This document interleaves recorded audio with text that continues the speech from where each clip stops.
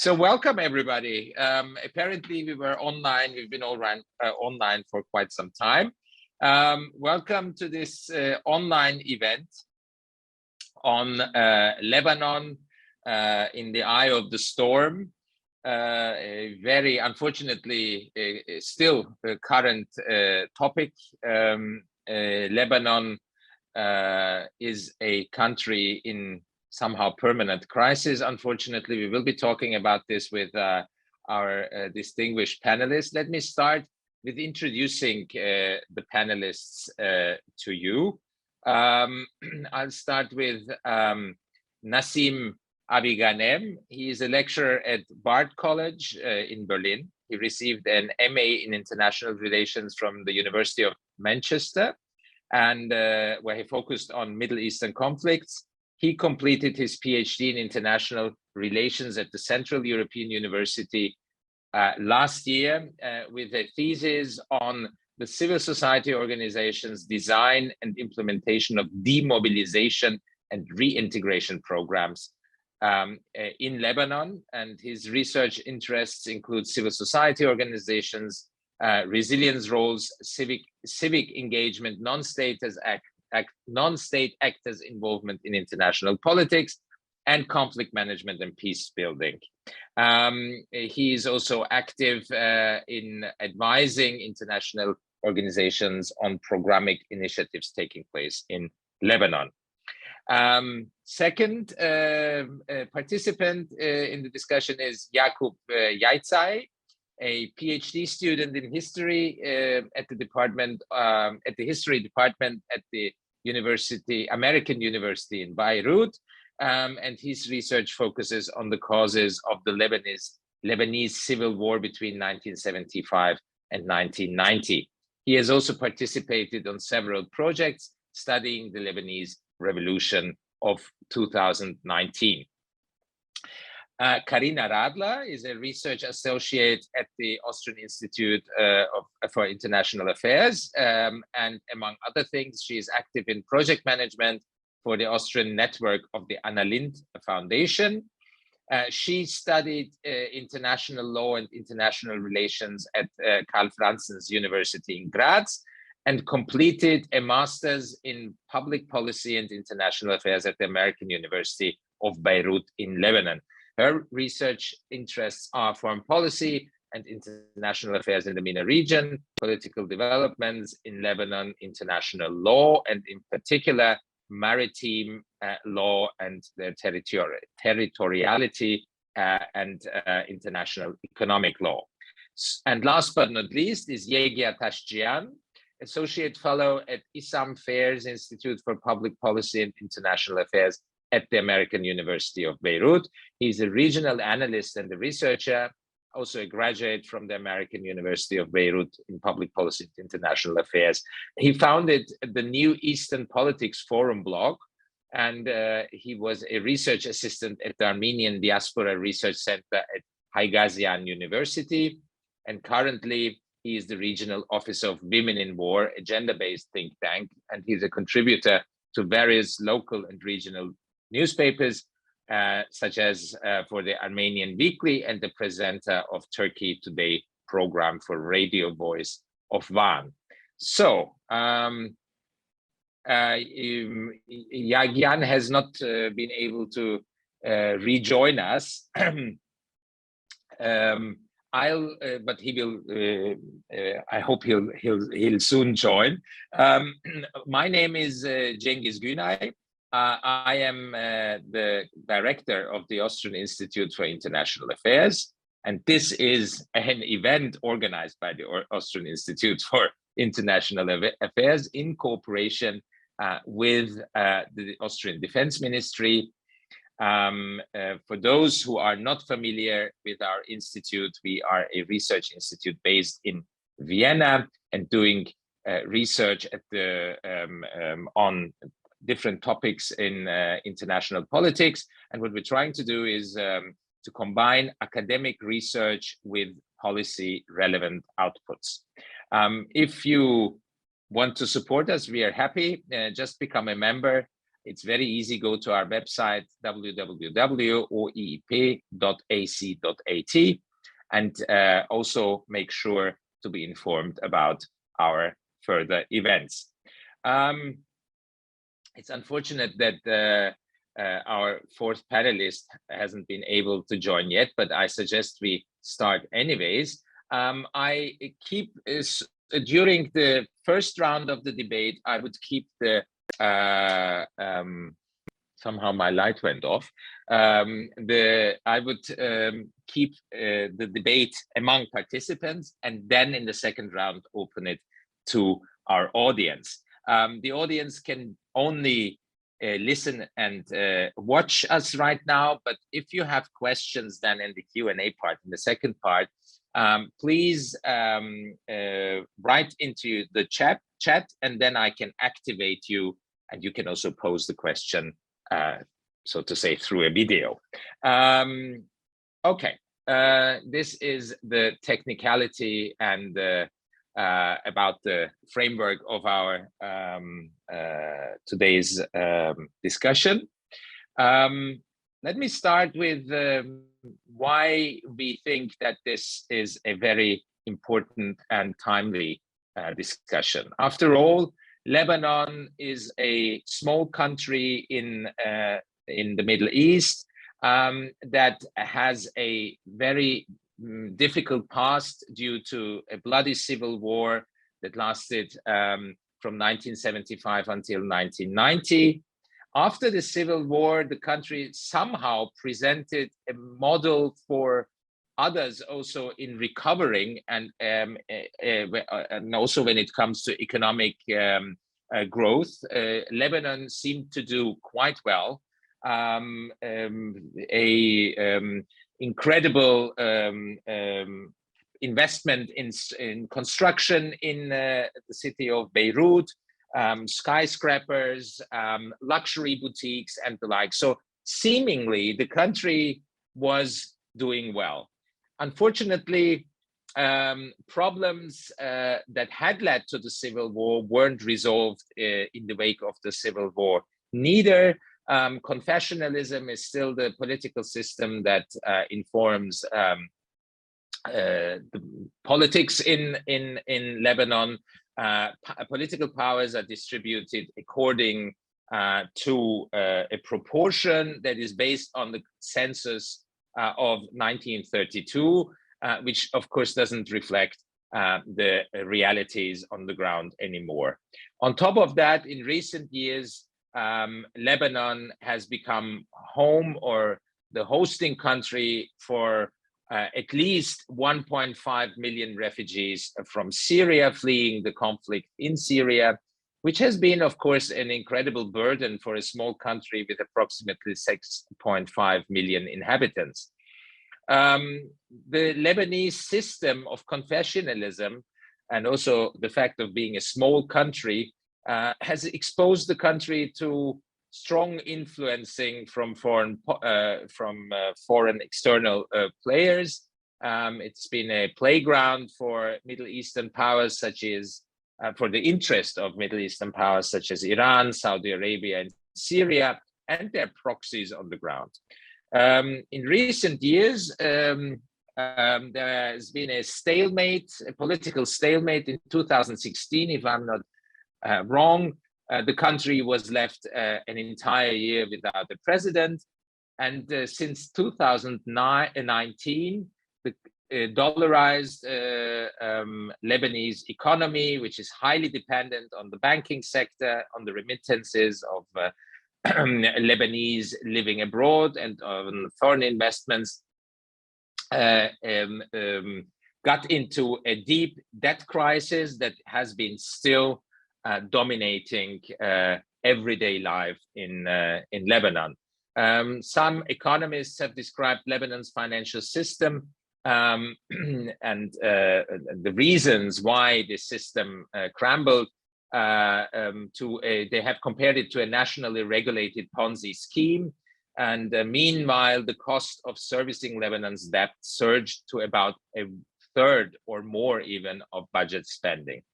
In reaction to this deep economic crisis, protests sparked in 2019.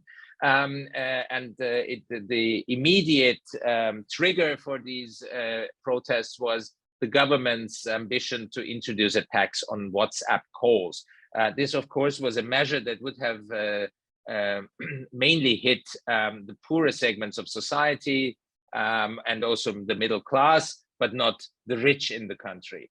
And these mass protests, most of you might be remembering the images of angry protesters in the streets, but all of them carrying the Lebanese flag. These protests were driven by disenchanted youth that has been also fed up with the political stalemate and the corrupted sectarian system in the country. They called for a renewal of the political system. In August 2020, a huge explosion at the port of Beirut, where at least 250 people were killed, and which led also to a huge destruction in the city center. This explosion laid bare the inefficiency of the political system. The degree of neglect, corruption, incapacity became visible also for people outside of Lebanon. Meanwhile, the Lebanese lira has collapsed and has also led to it. And this collapse of the Lebanese lira, it has lost significantly of value, has led to a severe energy crisis. All this is, in these conditions, elections took place in May 2022, and these elections led to a shift in the power balance. The Iran-backed Hezbollah alliance lost in these elections, but we will be talking now about actually to what can these election results lead, or is it just not enough to have parliamentary elections that shift power bases? I'd like to start with Jakub, probably. You've been working on the Lebanese civil war. Maybe just I'm not sure if all our listeners are that aware of or specialists of Lebanon. Explain why is this country in a permanent crisis, and please try to be brief so that we have also space for others to make contributions. Thank you. Okay, so since you asked me to be brief, I'm going to oversimplify things. But one of the fundamental problems with Lebanon's political system that stretches back to the period before the civil war is the issue of clientelism, which in effect means that Lebanon's entire political class operates on a system where the politician gets elected to a national office, to parliament, and then they use this office to distribute material benefits to their constituents, to their voters.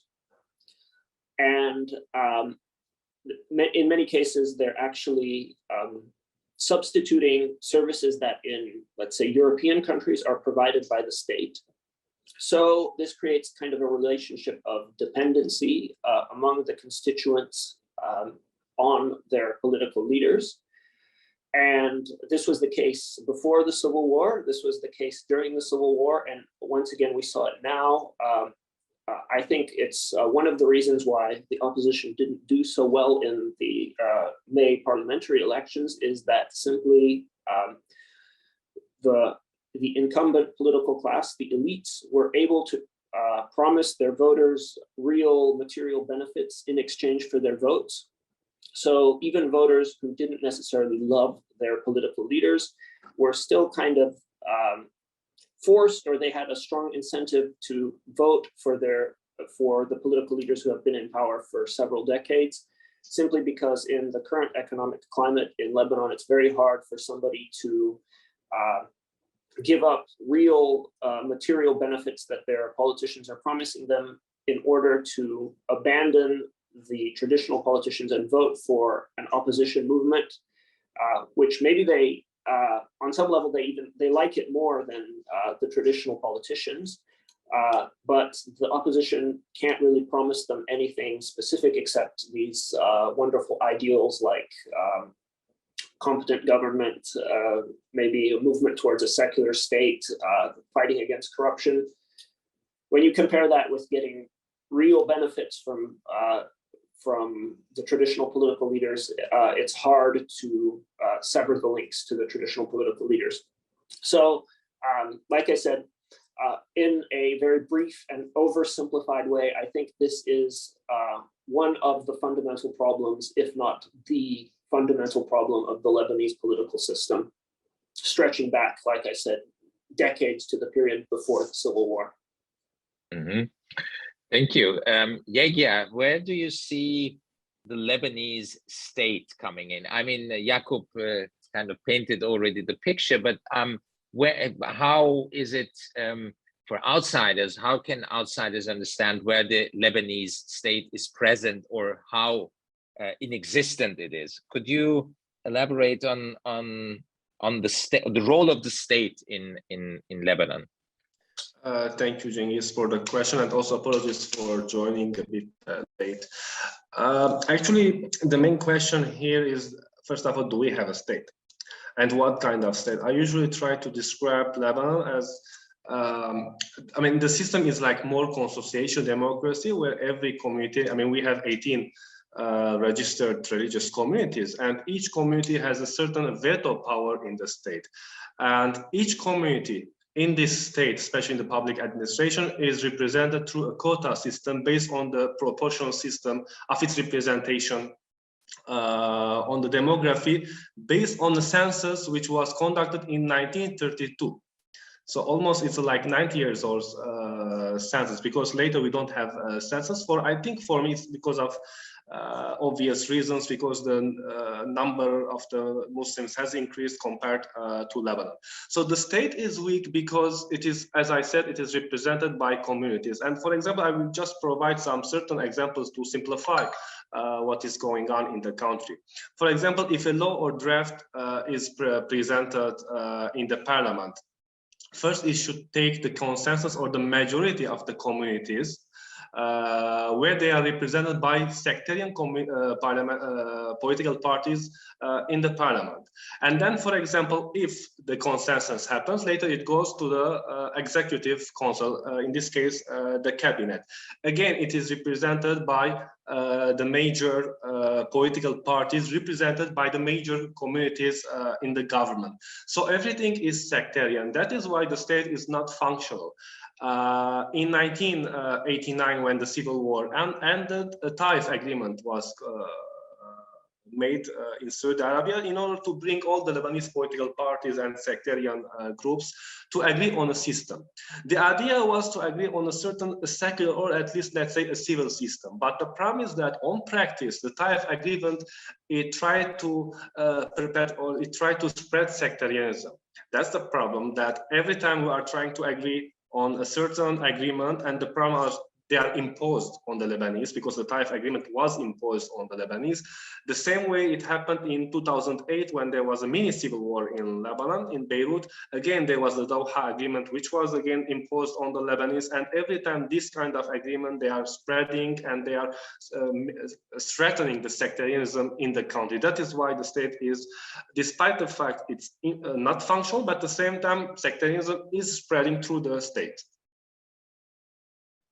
Thank you. Nassim, how, I mean, this is, I'm trying to maybe get an understanding how we should understand not only politics in Lebanon, but how does it affect also everyday life? How does this sectarianism, this system, affect people's lives in everyday situations? And also, how is civil society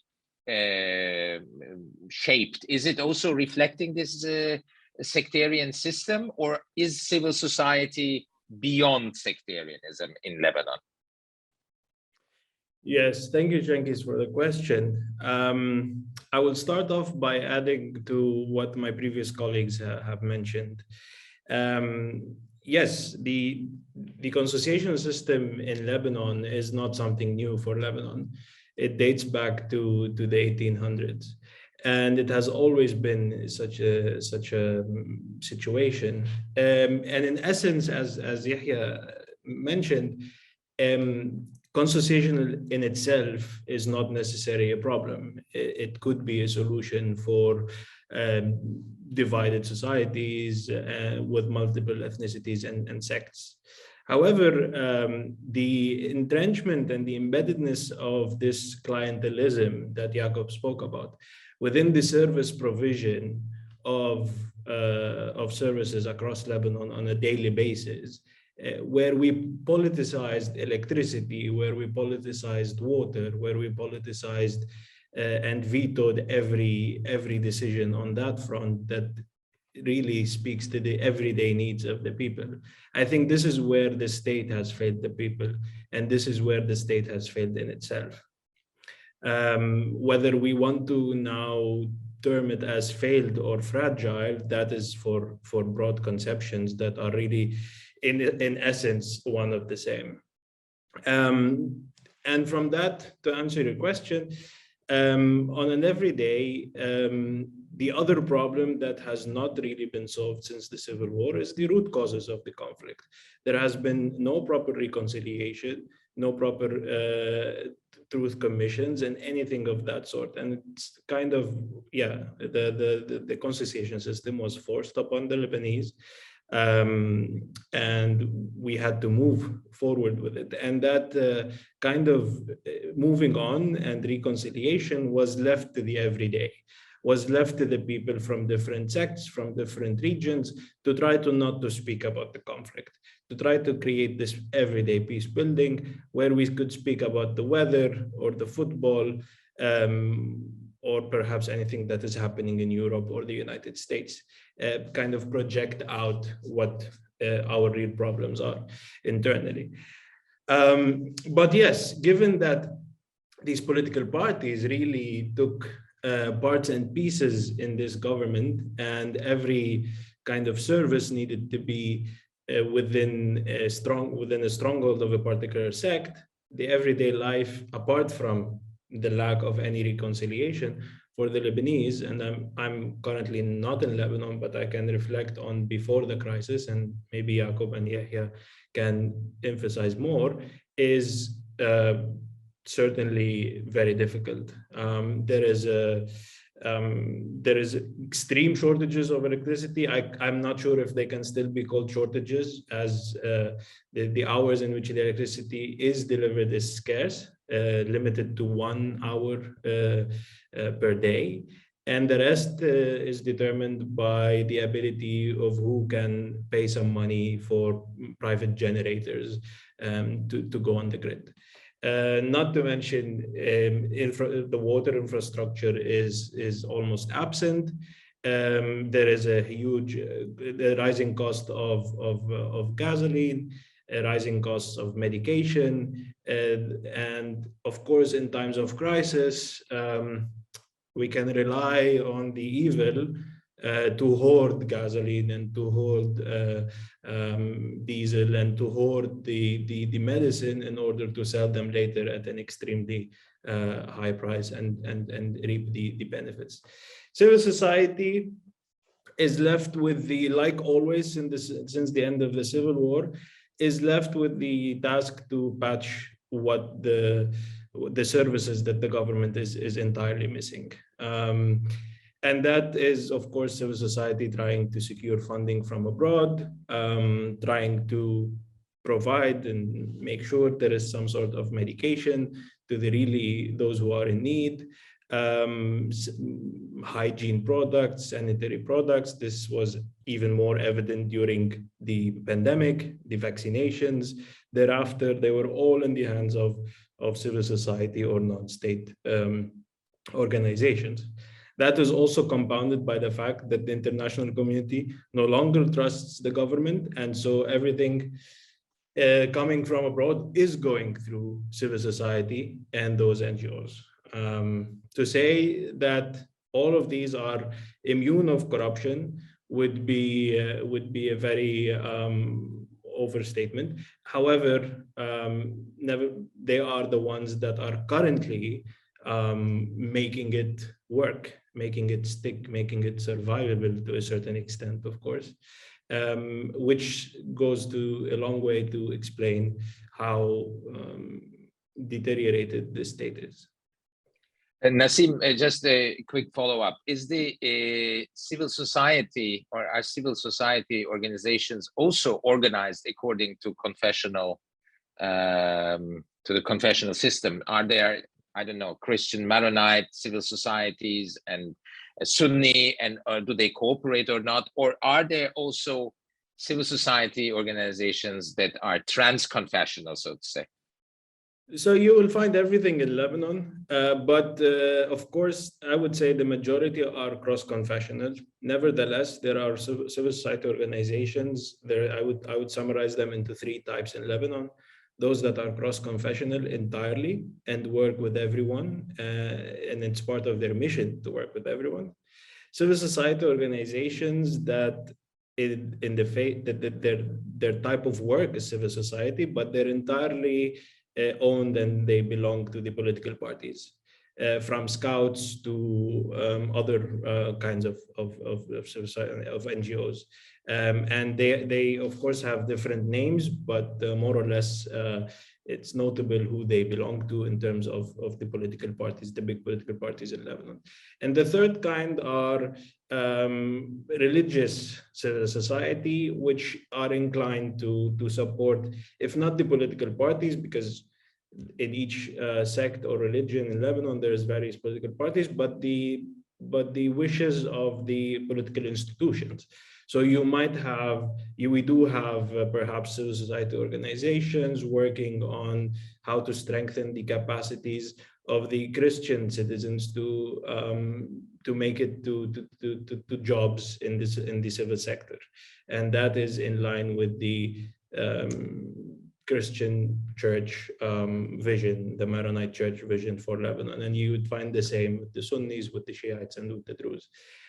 So they're not entirely perhaps affiliated with political parties, but very much in line with what the political institutions want.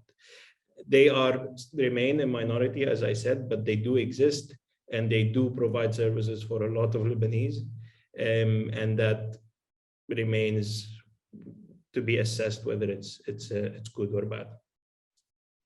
Thank you, Nassim. Karina, you studied in Lebanon. How is the situation affecting the education sector, and how was your experience of your everyday experience of the economic crisis? Well, actually, I think that my experience in the beginning was that of what I would consider the normal Lebanon, or for me was the experience that I have to compare with what happened after the protests, and basically how the country deteriorated. So for me, I've experienced a big difference with what happened once the protests started, and also once the economic situation got worse. And you asked about the current educational situation. So what I experienced, I mean, I studied at the American University of Beirut, which is a very prestigious university in the region and well recognized. I was extremely impressed by the high level of education that is offered. And I guess this is a very important feature for the whole country. I mean, it's not only this university, but there are plenty of other universities who really offer great education. And what can be seen now is that not only on the university level, but also on the primary or secondary school level, families can no longer afford to send their children to private schools. So Lebanon has this tradition of offering private schools and universities, also because the public system is really poor. So what is happening here is that children do not get this level of education they were used to, and that Lebanon has built so many years on. And I think what's really sad and alarming to see is that some families even can afford to send their children to school anymore, which means that there is a number of or a rising number in child labor. So I guess altogether the level of education is deteriorating. Also, whoever can move away leaves the country. There's a huge brain drain. Yeah, and I guess that's what's overall happening on that sector. Thank you. We've been kind of talking about the horrible effects now of the economic crisis, and before that, we tried to kind of establish a picture of what might be the root causes of the political root causes or systemic causes, maybe. But I have a question, maybe Jakub, to you. Seemingly the country was doing quite well for quite some time. Why was that so, and what has changed? I mean, this isn't, we were saying that Lebanon is in a permanent crisis. Yes, there has been a political crisis, and seemingly the country has become also resilient, and the people have been used to live with political instability, crisis, and so on. What happened?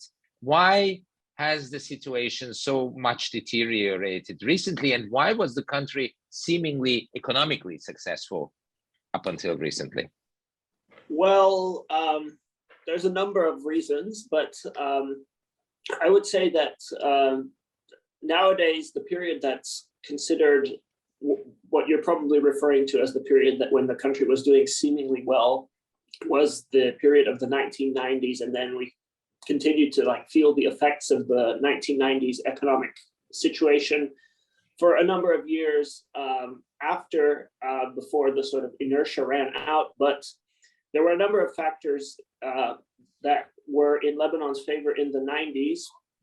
First of all, the war ended, so that immediately removed a huge obstacle to economic development.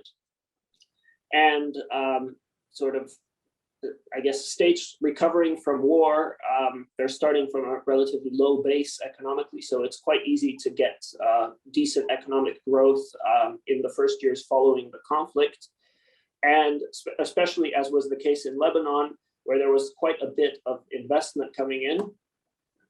Specifically, I mean, people often refer to Rafiq Hariri, who was the prime minister of Lebanon and also a multi-billionaire, who invested a lot of money in Lebanon in the 90s.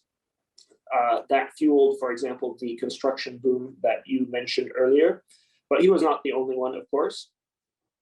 So there was this effect of the 1990s that sort of continued for a number of years after the actual investment of the 1990s stopped. Another factor that was in Lebanon's favor in the 90s and in the early 2000s was a sort of favorable regional political climate. I mean, in the 90s, we had the Oslo peace process, which kind of made peace look a little bit more, or stability look a little bit more likely in the region. Jordan signed a peace treaty with Israel in 1994. And there was a period when it looked like maybe Syria and Lebanon would also follow suit. But actually what happened was that obviously the peace treaties never materialized, and actually any kind of reform and investment stopped around the early 2000s. So since that period, Lebanon basically has been living on remittances and debt, and I mean, a few sort of specialized service industries like the banking sector, but as it turned out, the banking sector was not as much of a pillar of the economy as everybody thought until recently, until 2019. So, yeah, to sum it all up, I would say there were a few, there was a sort of a favorable maybe decade or a decade and a half when things looked like they might go rather well for Lebanon, but then because of the fact that there were no real like structural reforms to the economy, whereas borrowing and government debt continued to climb, it turned out that Lebanon was not really able to take advantage of this potential. And since about the mid-2000s, there's been like this sort of growing feeling of unease about the Lebanese economy. And how has the Ukraine war, the invasion of Russia in Ukraine, affected life there? I guess that prices even went further up now. And is there any shortage in terms of food? I mean, I don't think the shortage is on the supply side. It's more a question of what people can afford to buy. And obviously there's now lots of people in Lebanon who can't afford to buy the basic necessities, specifically the ones that have been affected by the war in Ukraine, which is bread because of the price of grain and fuel. So because the war in Ukraine has further increased the price of these commodities, it has put them out of reach of a even larger segment of the Lebanese population. There were times for example, last summer when there was really a supply shortage, especially in fuels. But at this very moment, I don't think that is what Lebanon's problem is. It's more of a question of on the ability. It's a question of the ability of the population to buy the necessary commodities. Yeghia, there was I mentioned in the introduction, the protest movement in 2019, and somehow it created hopes that young activists could be pushing to overcome this stalemate in the state and the political crisis. What happened to this protest movement? What happened to these people? I don't hear of any protests currently. How strong was this protest movement? Who were these people, and where did they go? Yes, thank you. Just to make, first of all, small note that what is going on in Lebanon is also deliberate repression. And this was written in the report published by the World Bank in January 2022, where it clearly states that the scale and the scope of Lebanon's deliberate repression are leading to a disintegration of the key pillars of Lebanon's post-civil war political economy. So, of course, the debate is whether the ruling elite, they want to collapse the system so that they try to resurrect a new system. This is also a debatable issue. Regarding also the protest movement, I mean, some of the organizers, I can say, from the civil society and the protest movement are now presented in the parliament. They have 13 MPs. This is somehow, I can say this is a symbolic victory for them.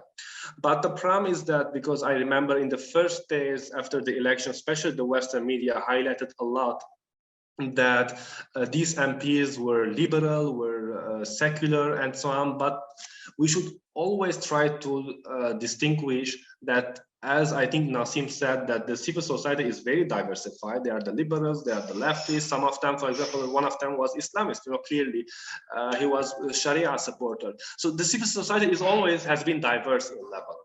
But this is a very positive outcome because all of them are reformists. The main issue is the impact, whether they will have a major impact on the other independent MPs, because Also, after the elections, we have realized that today we have two groups. The first group is, let's say, the former March 8 alliance, which is composed of, for example, Hezbollah and its allies. And the other group is the former, let's say, March 14 alliance, which is a bit, let's say, pro-Western, pro-Saudi Arabia, and so on. And in between, you have the civil society MPs, which is represented by 13 MPs, and also you have the independent MPs, which is represented by 10 to 12 MPs. So combined, these are around 25 to 26 MPs. And now, actually, if they combine all their efforts, they can push a lot of reform agenda in the parliament. And interestingly, both the other groups, that is, let's say, the pro-Saudi, if I will try to characterized in this category, and let's say the pro-Iranian group, they need this independence, and they need also the civil society backed MPs if they will bring any change in the future. So the positive thing is that if this old system is collapsing, for me, that it will collapse. There is no escape from it. The outcome of the alternative system is dependent also how the civil society backed MPs and the independents, they can combine all their efforts to at least bring, let's say, a civil, if not secular, let's say a civil constitution in the future that also reforms the public sector, reforms the education system, reforms the service sector and the banking sector, which is very crucial because the banking sector needs a reform in Lebanon.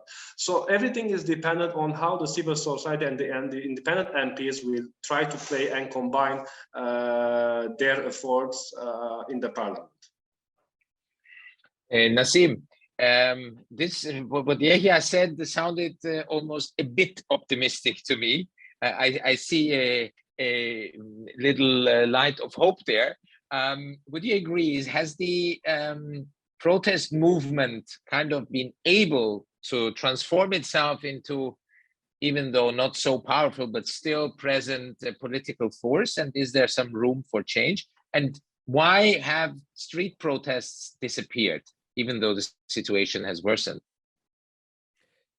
Yes, I do share Yehya's optimism. Of course, there is plenty of reasons for why the protests stopped. Essentially, there was a fatigue because there was no movement. Okay, the first protests were successful. The back then government led by Saad al-Hariri resigned. But I think this is when the protesters realized that there is more than that to make a successful protest, which is, okay, what is the alternative? But with the parliament that was already super consolidated by Hezbollah and its allies, and the president, who was an ally of Hezbollah, little could be done in trying to rename a new, more reformist prime minister, technocrat, whatever we want to call it. And then, of course, there was the fatigue of the protest itself. So things subsided, of course, and then I think the focus turned, COVID came on as well, lots of lockdowns, and then everyone focused on the elections. And I think the elections turned out to prove that this was a right gamble.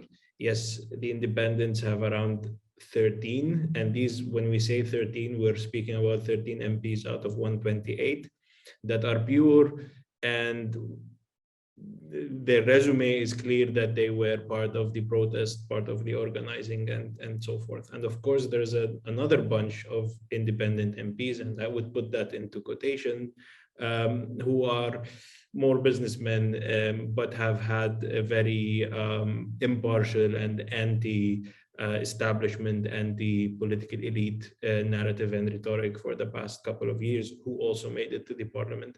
So yes, there is a good group, as Yeghia said, that have the chance, if they work together and properly and appropriately, to do a lot of change. But on that point, I think I just want to say something that is, and then Cengiz, please let me know if I missed any part of your questions, but we're kind of avoiding the elephant in the room in here, that there is certainly a very powerful political party in Lebanon called Hezbollah with its arms, that is consistently threatening any possibility of progress in terms of the state. And that is not to blame everything on Hezbollah. I've always pushed back on such a narrative. But more to put the things into the geopolitical situation around the region, from Iraq, Yemen, Iran, Saudi Arabia, and the Vienna talks, where OIIP is based, right? What happens there really mirrors what will happen in Lebanon. This veto power, this constant consolidation, attempts of consolidation of power, blocking any form of reform, is in there. Things could move very much to the better side, to the brighter side, to that glimmer of hope, if there is any political stability that comes regionally.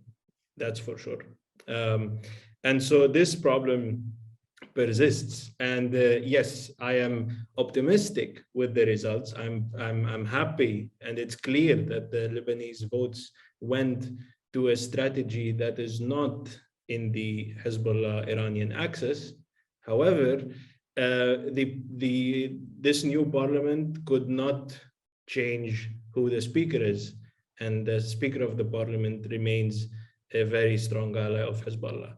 The committees that were formed remain strongly part in hands of Hezbollah, especially the one on justice, which should be dealing with the port explosion and the accountability on it.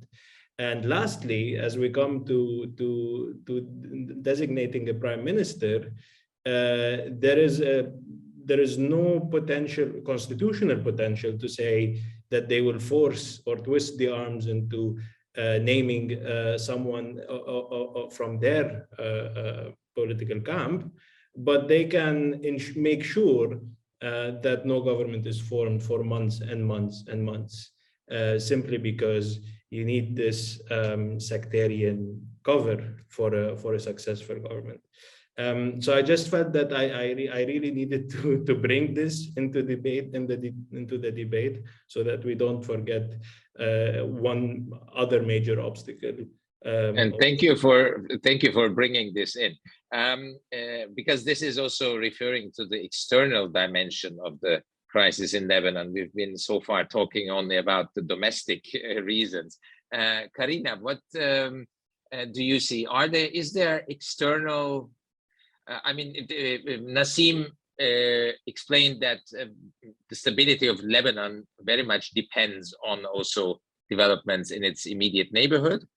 Would you agree with that, first of all? And second are there actors, international actors, that have an interest in the stability of Lebanon and are kind of providing help, money-wise or political support?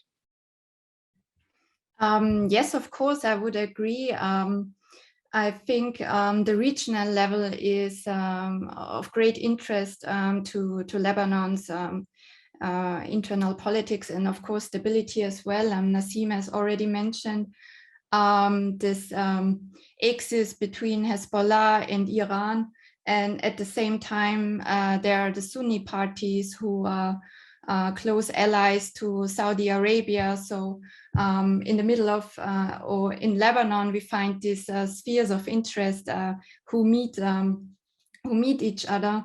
And I guess, but also correct me if I'm wrong, it's always said too many cooks spoil the dish, actually. And I think that so many countries have an interest who are then further allies to the parties that were just mentioned. For example, the EU, of course, has a big interest in stabilizing Lebanon, because there's always this fear of another exodus of refugees. And then, of course, the US also has an interest and is usually considered the biggest donor of supporting the humanitarian side in Lebanon. So I think there are, well, lots of outside powers who try to interfere in Lebanon. I'm not sure if that answers your question now. No, thank you. I would like to soon open the floor for questions. So if you have any questions, I'm addressing the audience now, please type it into the chat, and then I can make you a participant as well, and you can participate in the discussion. So please make yourself visible and heard through the chat so that I can do this. Meanwhile, something that struck me somehow is the return of France as a quite vocal actor in Lebanese politics. And this is particularly striking considering the colonial past France has in Lebanon. How is that perceived, and does really France play a significant, or can it play a significant role in Lebanon? Jakub, what would you say? I would say that for the most part, the French efforts to affect what's happening in Lebanon have been unsuccessful, simply because there's it seems that France is having a lot of trouble exercising leverage over Lebanon's domestic political players. There doesn't seem to be any kind of either carrot or stick that France can really employ to convince Lebanese political players to do what France wants, or to do anything really, because it seems over the past few years, the #1 strategy of the Lebanese political elites has been to do nothing. And despite the fact that France tried to convince them to, for example, enact economic reforms, following the port explosion, there was strong pressure by France to name a new government. None of these initiatives really went anywhere. So I think basically, the bottom line is that the French efforts and European efforts in general are just failing. They're crashing on the inability of the European governments to actually convince Lebanese political actors to do anything, because, like I said, they really have very few actual levers to induce them to do anything.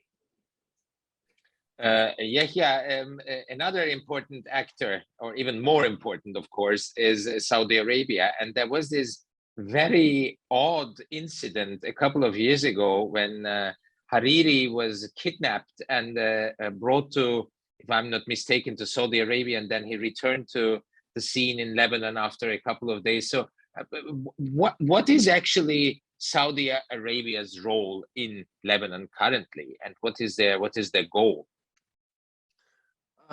Well, compared to France, which is somehow described, because the French role, or French has been described in Lebanon as al-Hanina in Arabic. We said it is the caring mother. This was a phrase more used by the Maronite when they welcomed the French intervention in Lebanon. But here, just to make small note before going to Saudi Arabia, actually France is the only country, and this is not just based on my analysis, but also diplomatic sources that sometimes I engage with journalists and diplomats, that the France are the only, it is the only European country that is directly engaging with Hezbollah and the Iranians in order to come to a certain, let's say, compromise solution or deal in the future system, the political or the economic system that will be built on the ashes of the old system. When it comes to the Saudis, I think they have learned from their mistakes, because few years ago, they used to back, for example, one political party against the other. They used to back the Future movement, which was led by Saad Hariri, and then there was a problem between the Saad Hariri and the MBS in Saudi Arabia. So things didn't go directly, because the MBS actually was, Ben Salman was pushing more for harder policies and try to disarm Hezbollah. Disarming Hezbollah is not Lebanese issue, let's talk frankly. I mean, there's a book about Lebanon written by David Hurst, where he talks that Lebanon is the battleground of the Middle East. I mean, as Nassim said, my also fear is that we are linking the coming presidential election to the outcome of the Iranian negotiations. This happened actually in 2016. For 1 year, we didn't have a president, and suddenly, after the Iranian nuclear deal, we had a president. This is what also my concern, because our domestic problems is also a reflection of the regional geopolitical shifts that are going held in around the Middle East. So the Saudis are now, they are trying to put their eggs in multiple baskets. In the elections, it was clear, for example, there were rumors, I cannot confirm, but they supported many political parties. They supported many independent, let's say, Sunni MPs, whether, I don't know, maybe financially or in other ways or morally, I don't know, I cannot confirm, but there were a lot of rumors that the Saudi Arabia was pushing, especially the Lebanese forces, which is the main Christian rival against Hezbollah. And today, like, we have a certain MPs, that is, if we will try to add, for example, the Lebanese forces, which is somehow one of the largest, I can say, Christian parliamentary blocs, plus independent Christians from independent Sunnis. So you can try to analyze that there is, to some extent, a minority that can turn a majority in the future. We don't know, of anti-Hezbollah alliance in the parliament, which is obviously supported by Saudi Arabia. However, it is not also easy to say that whether the Saudis are trying to push for confrontation against Hezbollah, because I think this is also related to the secret negotiations that are being held between Iran and Saudi Arabia. We realized that this negotiation, the outcome of this negotiation when it comes to Yemen, was a bit successful, because there is a ceasefire now in Yemen. Yes, it is a bit shaky, I can say, but they try to agree. Hopefully, maybe the same scenario will be also applied in Lebanon, but we'll see in the coming months that who will be the major presidential candidates of countries such as, I don't know, Russia, because Russia also has interest in Lebanon, the Americans, the Saudis, France, even Turkey. So this Lebanon, I mean, we will see in the coming months, everything will be much clearer, especially from the Saudi Arabian perspective also.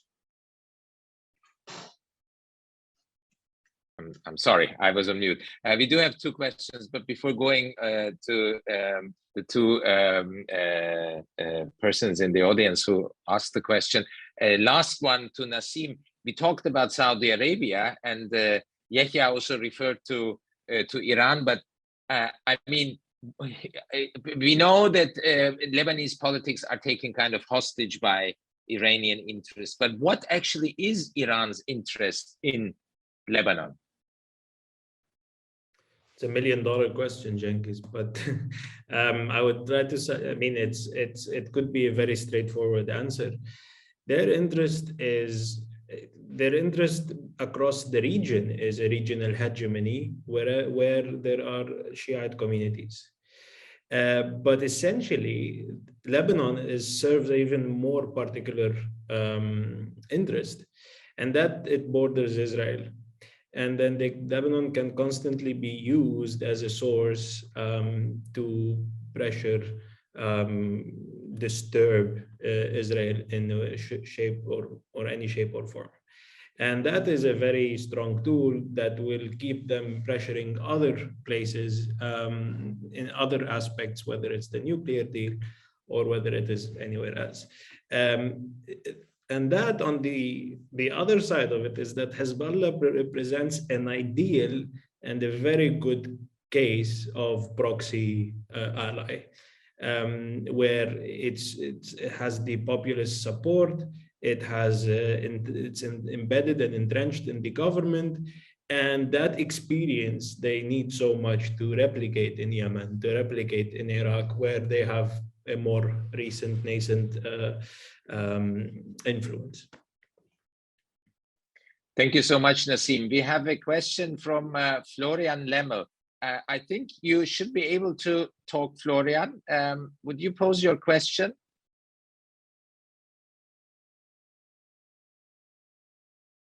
Let me try to.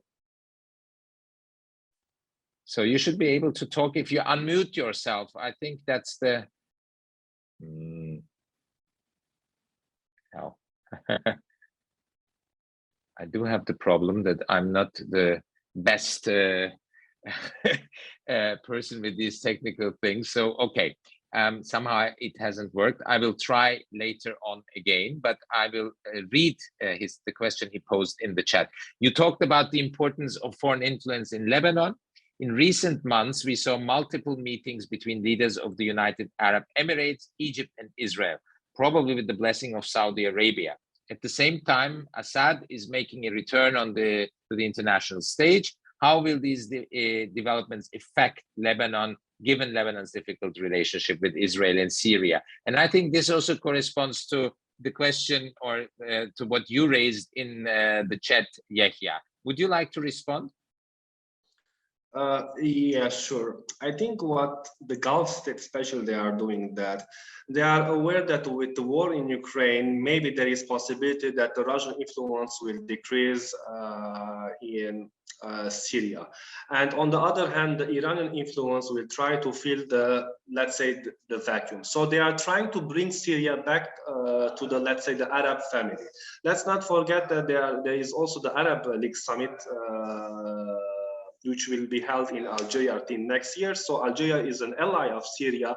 So maybe the Arabs will try to bring back Syria in the Arab League family.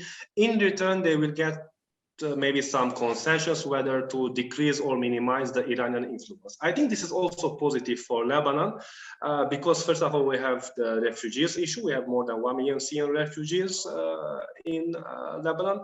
Also the reconstruction of Syria, irrespective. I know this is very problematic issue that whether President Bashar al-Assad will remain there or not. It's very problematic, I know. But irrespective of that, the reconstruction of Syria is very important for Lebanon because Lebanon will be the main transit hub whether Chinese or European or Turkish or Russian to reconstruct Syria. So Lebanon will benefit a lot from it. Also, like bringing back Syria to the Arab family is very important.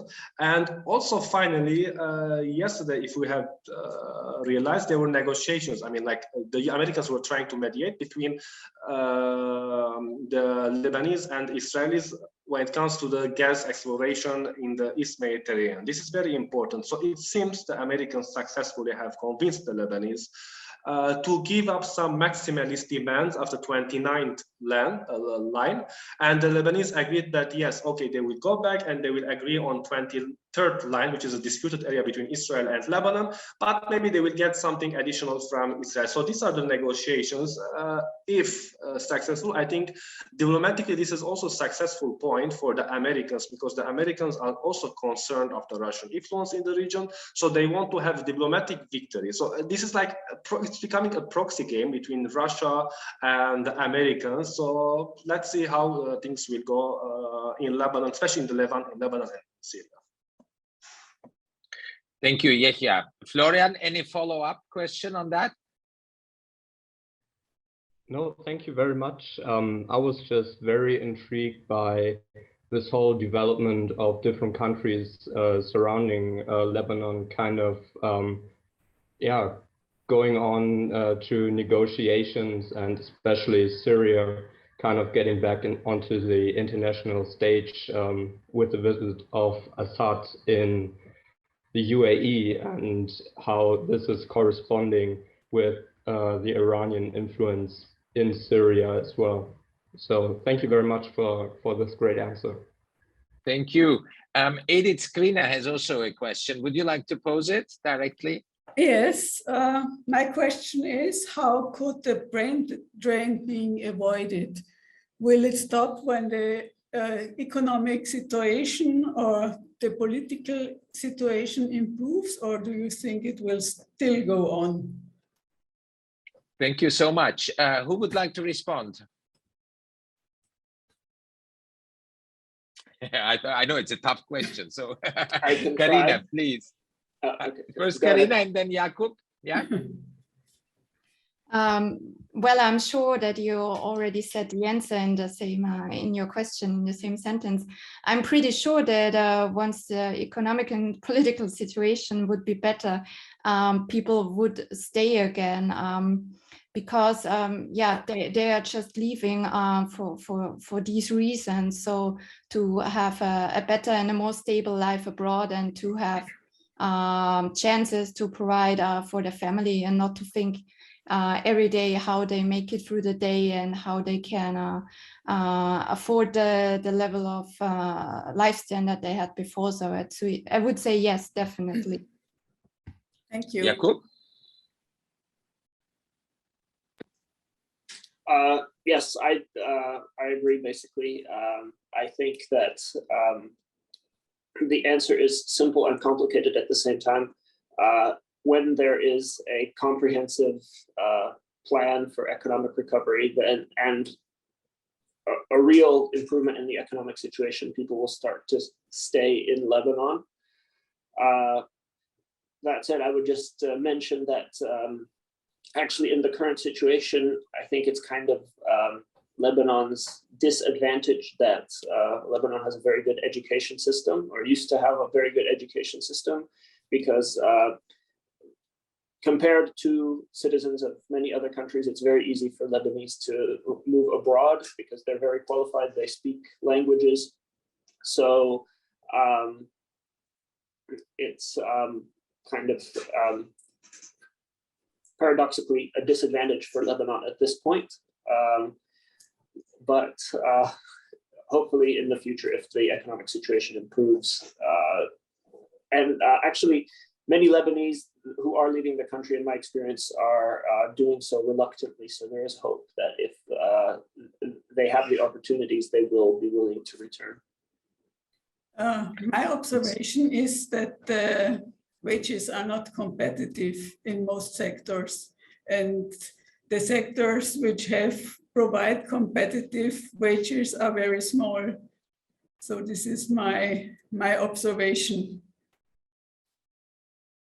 If I may just add, I think Please.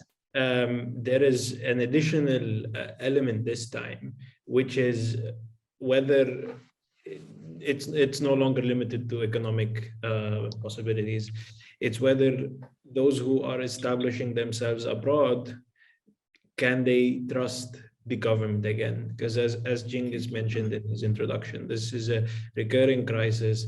Wars, then okay, then things are okay, then crisis again, then things are okay, then a huge crisis now. Can there be a proper change? If it is just patchwork on the economy, have it somehow value again the Lebanese lira versus the dollars, and things look a bit brighter, it's no longer enough, I think, for the aspirations of the youth, me included. It has to be a proper revamp for the citizens to trust the state again. Thank you. Thank you. We kind of lost Yeghia, but I'm happy you're back. You managed to get back to the session. Before getting to Burçak's question, because that is again referring to the external part, just in the meantime, I would like to ask a question. What role, because now the brain drain was mentioned, what role does the diaspora, there is a huge Lebanese diaspora across the world, do they play a certain role in this economic crisis? And if so, which role? Who would like to respond? I would just like to say that I think actually the only thing supporting the Lebanese economy right now, and even in the past, is the diaspora and remittances. And one of the reasons why maybe Lebanon has the situation is not as bad as we might expect just looking at economic statistics, is that there's this whole sector of the economy that is completely off the books in the form of remittances from the diaspora coming into Lebanon. And yeah, like I said, this is fundamentally, I think, one of the main pillars that is holding Lebanon together right now. Thank you, Jakub. Now to Burçak, and please, all other participants in the audience, if you have a question, just make yourself visible. We are happy to integrate you in our growing debate here. Thank you, Burçak, for posing a question. Please go ahead. First of all, I would like to thank you so much for the great discussion, and I'm very interested in your opinion in this deceptive alliances in Lebanon, which are always changing. We have seen that during the civil war, and now we are still witnessing it between the March 8 and March 14 coalitions, for example, also with the President Michel Aoun being on the side of the March 8 alliances. I'm really interested in your opinion. Thank you, Burçak. Who would like to respond? But can I respond with a question? Yes. What is exactly the puzzling question, Burçak, for you in the alliances? For me, what I really don't understand is that the parties in each coalitions are always changing sides. And yeah. Well, I think it's on you, Nassim. You pose the counter question. Now you have to answer. Yeah, I dig myself into this all. Circumstantial politics, circumstantial geopolitical situations, and what in that moment for the next important deadline, the political deadline, what will make political party X gain the most. When Aoun wanted to, you mentioned him, I'm just gonna beat on Aoun a bit longer. When he wanted to come back to Lebanon, it was very logical to ally with the forces asking for the Syrian withdrawal, because this was impeding him. And then in order to come back before the elections of 2005 and have a remote chance of becoming president, he had to switch alliances to the party with the arms. In hindsight, he might have been correct now. He is vindicated on that. So I think Yeghia may, or Karina or Jakub may have a different opinion, but I think it's after the civil war, it has become circumstantial and depending what kind. But writ large, there is these two major positions, anti-Iranian, and one that is more open to the Arab countries and Europe and the US. And so there are extreme political parties on each end. And then there is those in between. And I think they're more or less, it's the Progressive Socialist Party with the Druze and the Free Patriotic Movement with Aoun that kind of change or dance between those two. But there are this kind of two clear pillars, more or less. Thank you. I have a question. Yeghia posed earlier in the chat the gas question, and then you discussed it in the context of US and Israel. I'd like to go first to Karina and then turn to you, Yeghia. Karina, the gas fields that were discovered in the Mediterranean Sea were kind of seeming to promise wealth to the nations that have a shore at the Eastern Mediterranean. But then, of course, it became also a source for quite some conflict between at least Turkey, Cyprus, Greece, and a bit Egypt. What is Lebanon's part in this gas exploration? Do you know any estimates how much Lebanon could benefit, and is it really such a strong partner in this kind of coalition that was shaped under the guidance also of Egypt, Greece, and also with the help of France and the US? I'm not that well informed about the current negotiations, to be honest, about the delimitation of who actually belongs these gas fields to. Is it Israel? Is it Lebanon? But I think, or what I understood, is that it's very unclear how much gas can actually be expected from these fields. So these estimates differed to huge extents, and as far as I remember, some analysts said that like exploiting the gas and first of all creating all the technology that would be necessary to exploit the gas in a meaningful way and to benefit from it would not be economically reasonable. So I might pass this on to Yeghia and ask him for his opinion if he sees this as a viable solution to actually overcome the electricity problems that Lebanon has, or if it should more focus on renewables and on other sources. Yeah. Well, I'm not sure who will benefit, whether the ruling elite or the people. I doubt the people will benefit a lot. I mean, if they can provide at least 5% of the profit, yes, you can say the people will benefit a bit. But also here, there is also like energy security, clash of interest in the Eastern Mediterranean, especially in the Levantian border. Initially, there were two major axes. The first was the French, Italian, Greek, Cypriot, Israeli, Egyptian axis versus the Turkish axis, which was later joined by Russia. So initially the Americans were supporting the Greeks, and then suddenly realized that no, they gave up the support, and the Israeli president, I think he went to Turkey, and after 1 month, the Lebanese prime minister, he also visited Turkey.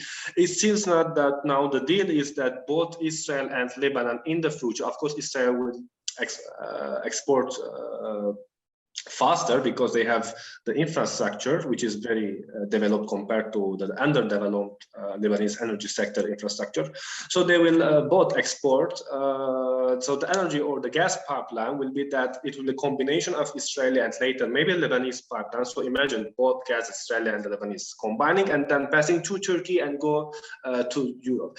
This is also important because Turkey wants to have a leverage on Europe when it comes to negotiations, and Turkey also wants to try to marginalize and isolate the Greeks in the Eastern Mediterranean. So there is a conflict of interest, and the Russians at the same time they want to have a say or a leverage on the European Union. So maybe they are trying to use the Turks in order to increase their pressure over the European Union. So it's a very tricky issue. It's a very complex issue, and Lebanon, it seems, it's part of this proxy war, because whenever there is proxy, there is Lebanon is always present there.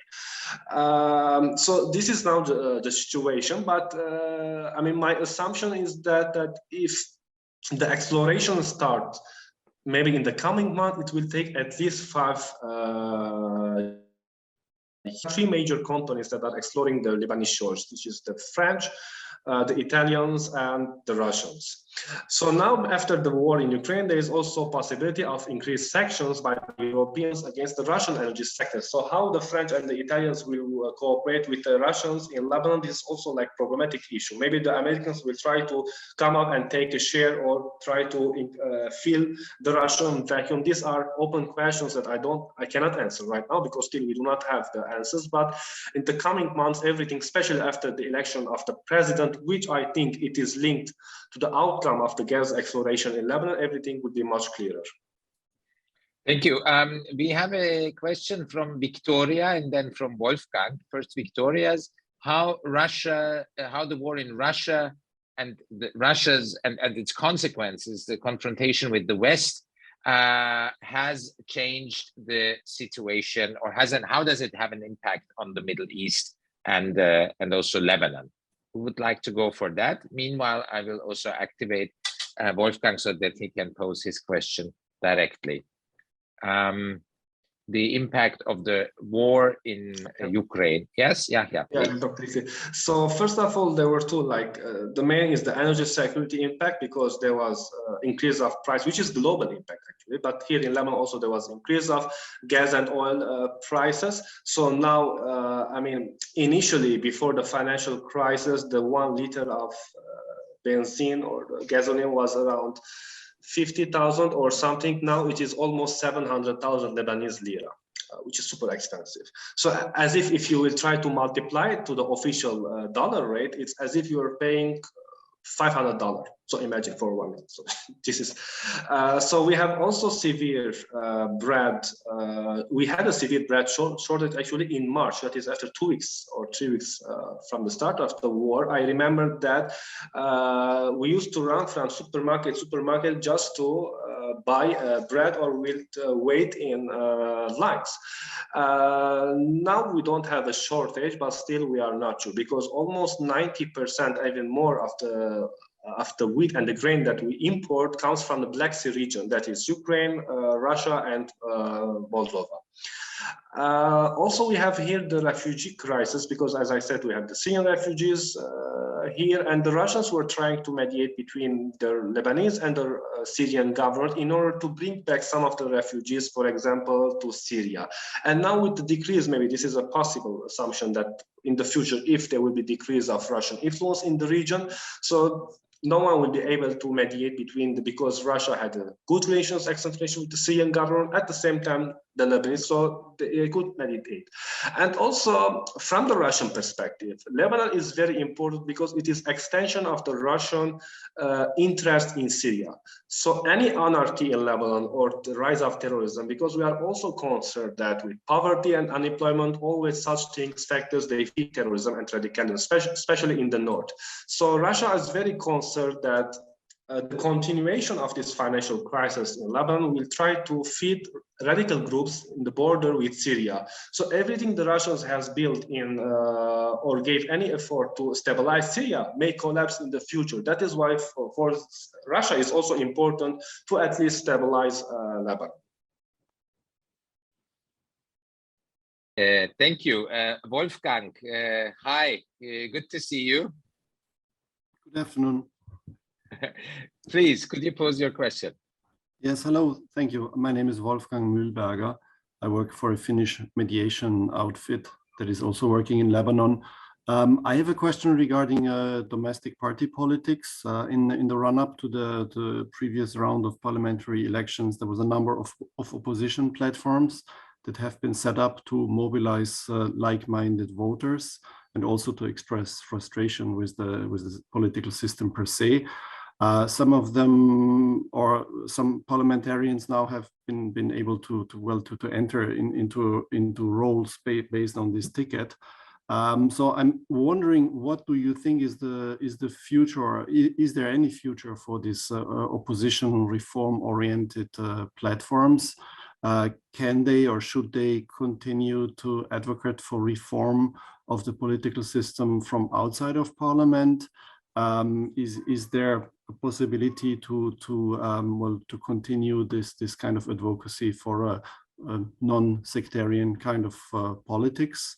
And also, is it well, in terms of timing, it seems quite challenging because of circumstances that are really crisis mode now.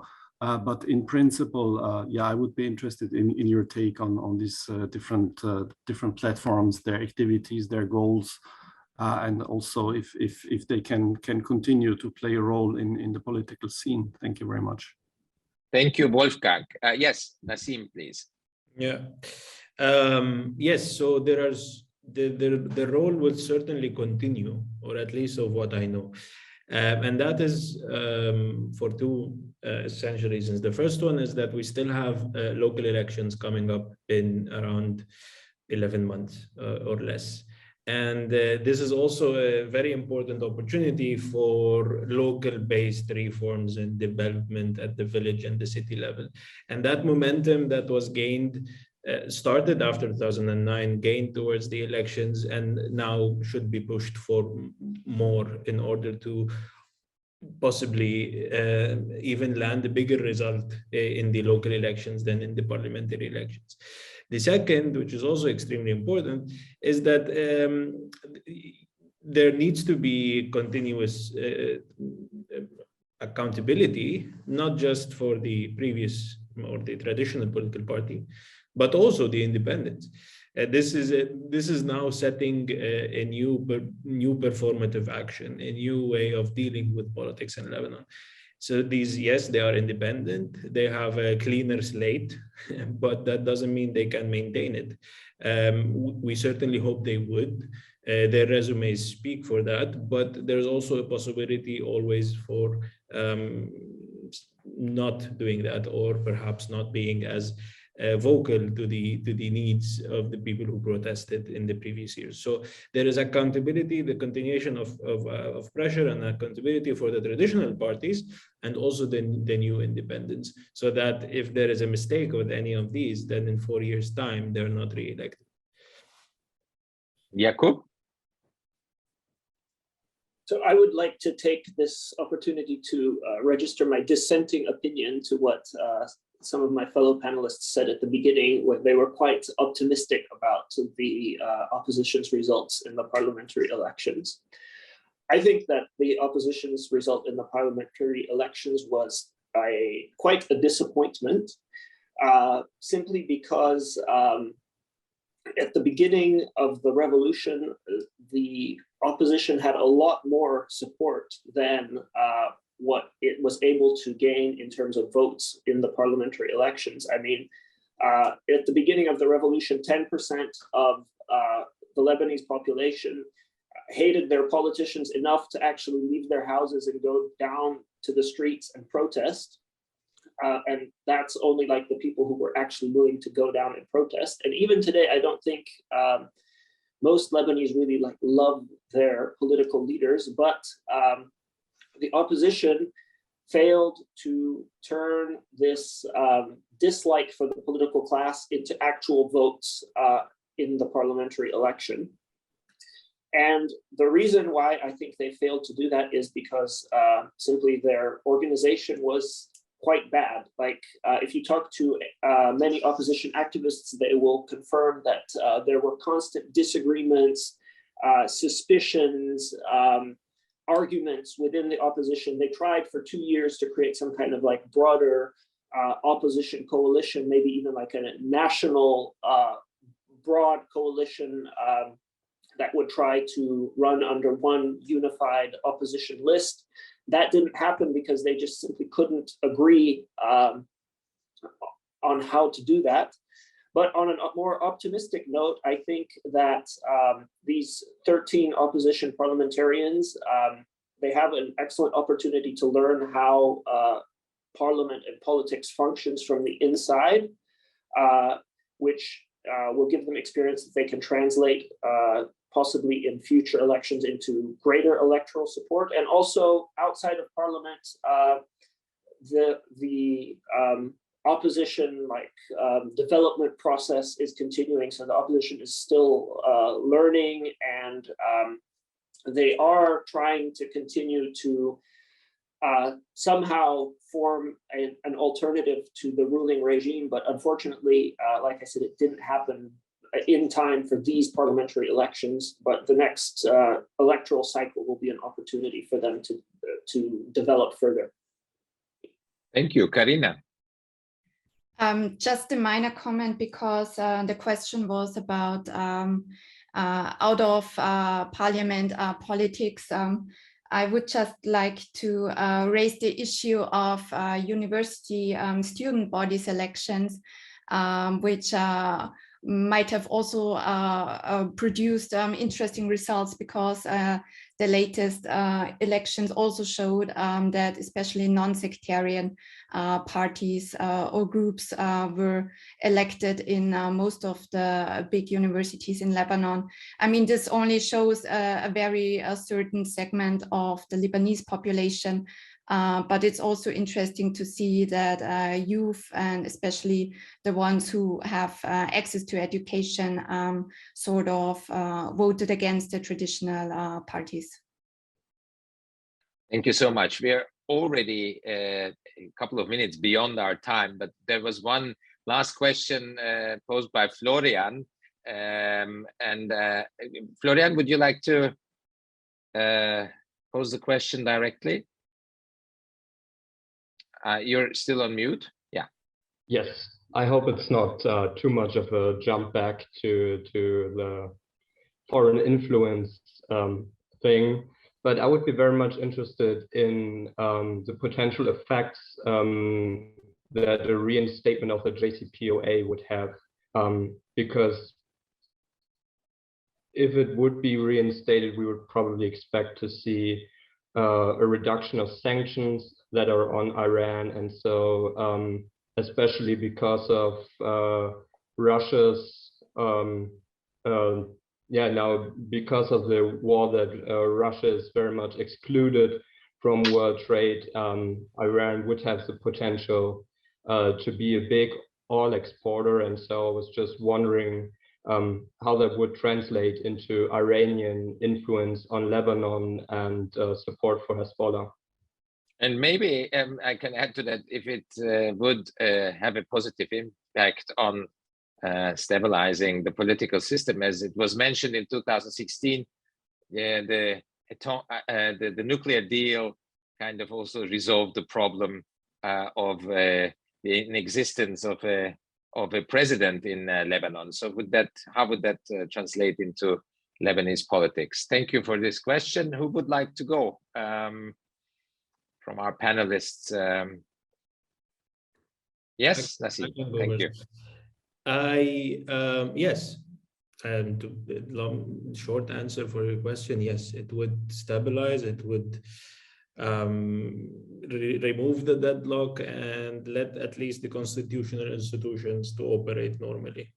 But with its suggested conditions and its old version, I'm afraid, and that is a personal opinion, it's not necessarily because we are only predicting, I'm afraid it will just be a temporary stopgap, because you will still have the question of the real interests of Iran and the question of Hezbollah and its arms.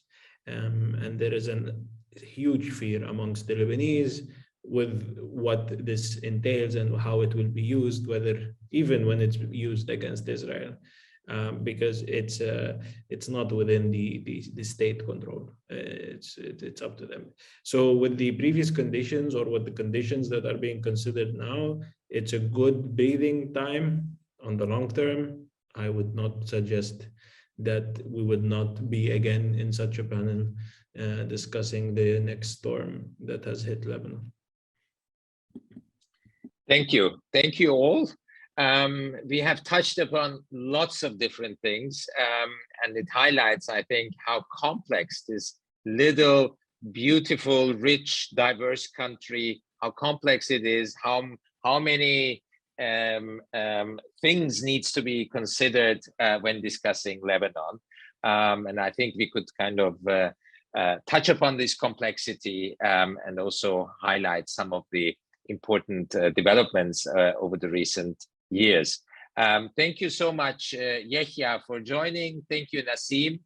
Thank you, Jakub. Thank you, Karina, also for putting this panel together. And thank you, Wolfgang, Burçak, Florian, Victoria, and Edith for posing the questions and participating in the forum. And also thanks to the rest of the audience that has stayed with us until the end of this event. Stay tuned. We do have other interesting events coming up. In 2 weeks, on the 29th, we'll be discussing Turkey's role in the region, Turkey as a multi-regional player, and the challenges that the war in Ukraine has posed, and other questions, of course, domestic politics and this and that. How does this affect Turkey's role in the region? Thank you so much. All the best, and see you soon, hopefully. Thank you. Bye. Thanks, everyone. Bye. Bye-bye.